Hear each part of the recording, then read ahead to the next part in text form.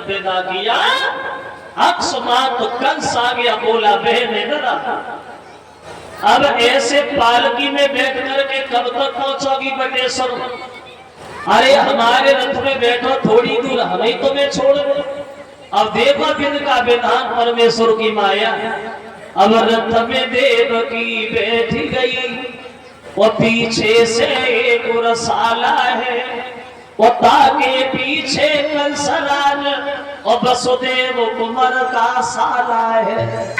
और देवकी को रथ में जब बिठाया और रथ लेके जब चला है, तो देवता लोग चिल्लाने लगे, वो आकाशवाणी करने लगे देवता। और कंस से बोले, कंस सुनो, कंस राज मत भूलना, भूला भूल मिल जाएगा। देवकी का आत्मा अकल होगा तो मारी के तुझे मिलाएगा।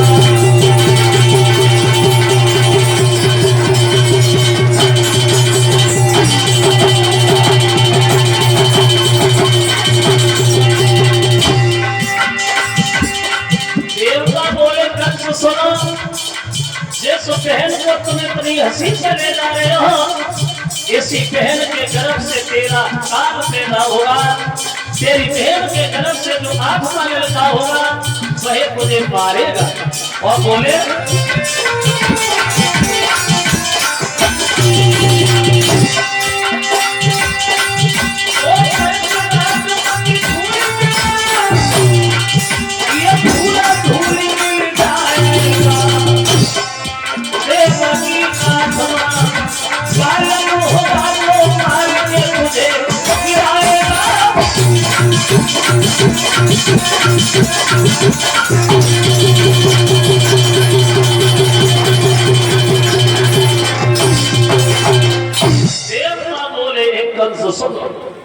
तुम्हारी बहन के गर्भ से जो आठवां लड़का होगा, वो तेरा काल होगा, जिसके हाथ से तेरी मौत होगी। जो कंस ने ये शब्द सुने, केशों को पकड़ करके देवकी को रथ के नीचे खींच लिया। झूठ बोल रहे हो तुम लोग, मेरा काल हो ही नहीं सकता, क्योंकि ये कंस हमारे। अगर मेरी बहन के गर्भ से वो सपोला पैदा होगा जो हमें मारेगा, तो हम उस वृक्ष को नहीं छोड़ेंगे जिसमें कोई फल लगेगा। मार दूंगा अपनी बहन को।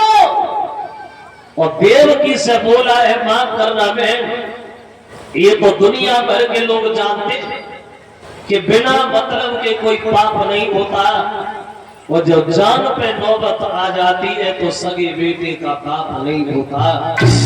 अगर तुम जिंदा नहीं तो हम जिंदा नहीं रहे, तो हम मरे तो हमारी प्रजा के लोग हमारे पीछे पीछे रो रो के मर जाएंगे। हमने कभी किसी को दुखी नहीं देखा, मेरी आत्मा ही नहीं कैसी है।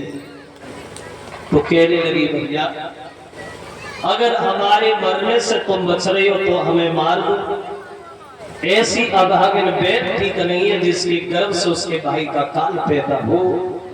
कंस ने जैसी देवकी को मारना चाहा तो वसुदेव बीच में खड़े थे और बोले कि कंसीस को न मार,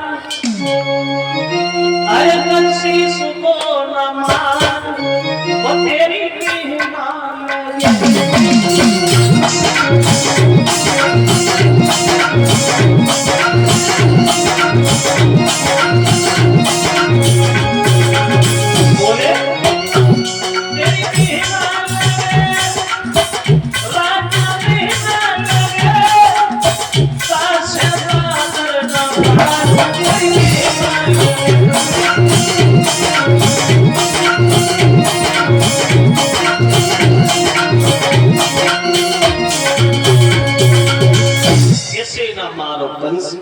कंस बोला, क्यों ना मारो? अरे बहन हमारी है, मारे या छोड़े, तुम कौन होते बीच में बोलने वाले? तो वसुदेव बोले, कंस अगर ये बहन तुम्हारी है तो ये पुतली हमारी है। और दुनिया भर में ऐसा कोई भी पत्थर दिल पति नहीं होगा तो अपनी पत्नी को अपने आंखों के सामने मरता हुआ देखे कि कंसराज तुम्हें अपनी बहन से कोई डर तो नहीं है? नहीं, इसकी संतान से डर है? हाँ, तो एक काम करो, जब तक तुम्हारी बहन के 8 बालक नहीं हो जाते हम मथुरा छोड़ के बटेश्वर में नहीं जाएगा। बच्चा पैदा होगा हम तुम्हारे पास आएंगे, मारना छोड़ना ये फैसला तुम्हारे हाथ में है। कंस को ये बात अच्छी लगी।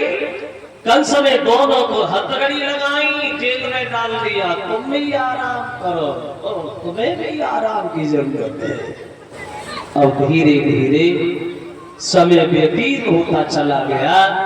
अब कुछ साल के बाद उन देवकी के गर्भ से जेल में पहले पुत्र ने जन्म लिया है। महादेव जी एक समय अब देवकी के आंगन